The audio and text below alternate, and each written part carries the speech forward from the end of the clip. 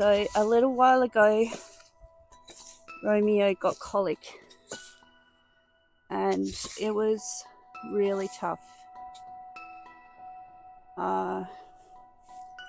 It started out that it was about it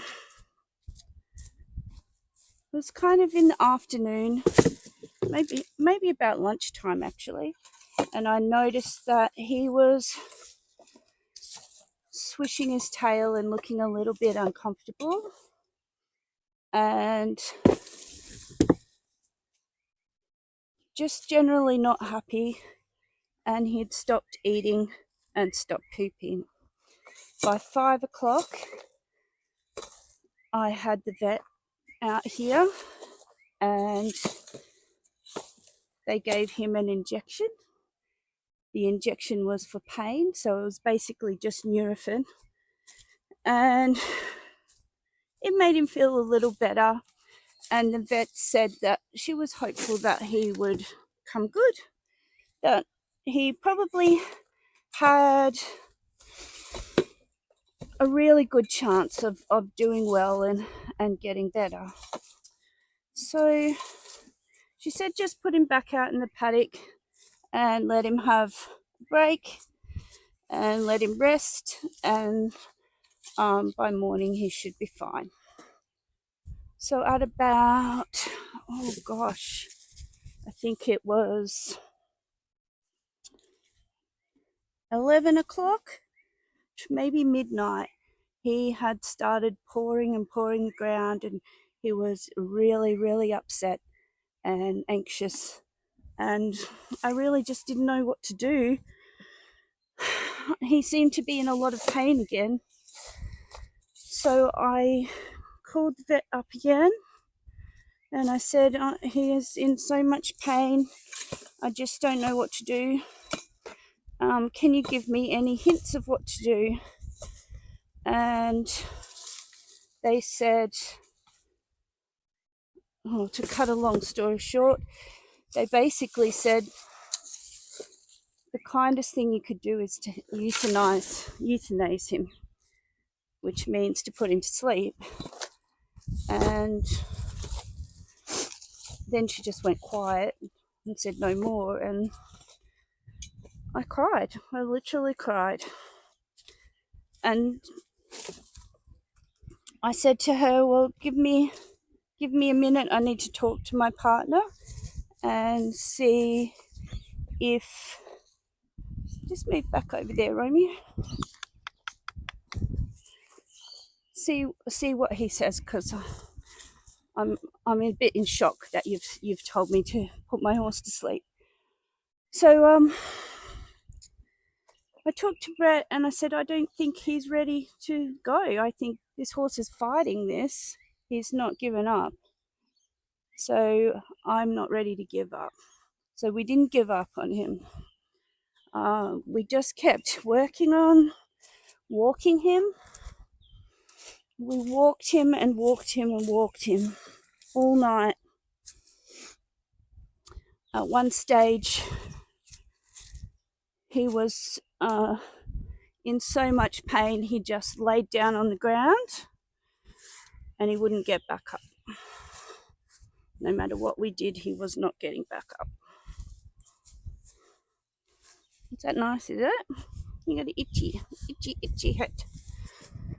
So I thought that was it.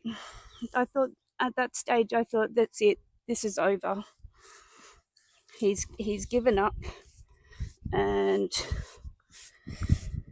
I have to face it and call the vet and have him put to sleep. Anyway, I just sort of stood there for a while with him, and he actually just laid down and he didn't move. He just laid like he was tired and needed a rest. He wasn't rolling or biting at his belly or any of the normal signs of colic.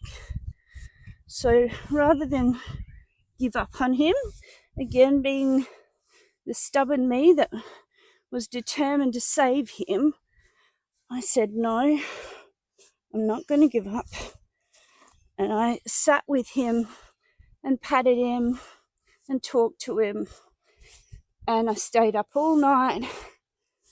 And then at about 2 o'clock, Brett came out and he took over from me.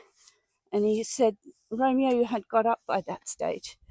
And Romeo decided that he just wanted to sleep with his nose on Brett's side.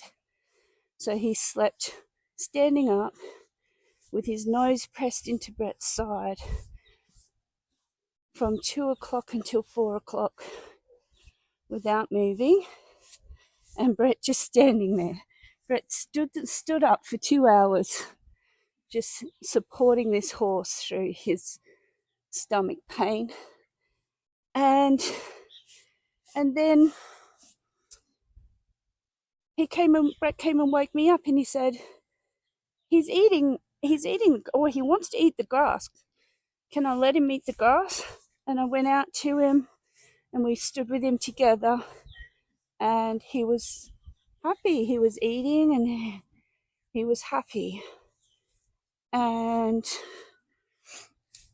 it was amazing. It was like a miracle. Wasn't it? It was like a miracle. Let's get all these flies away from here. It's fly season. So, yeah, after that he was fine. And we gave him some copra with water and electrolytes in it.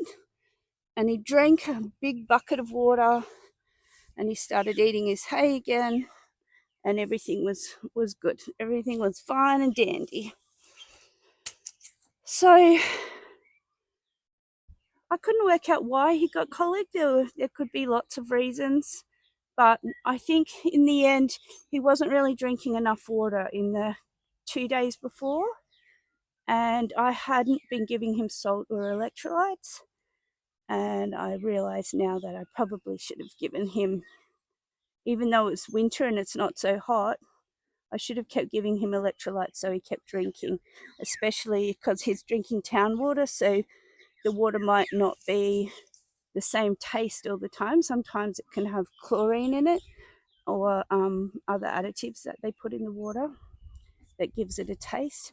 So yeah, so that's one thing, number one, that I will never do again with my backyard horse. Always give him electrolytes. So for number two, I'll make another video, so stay tuned.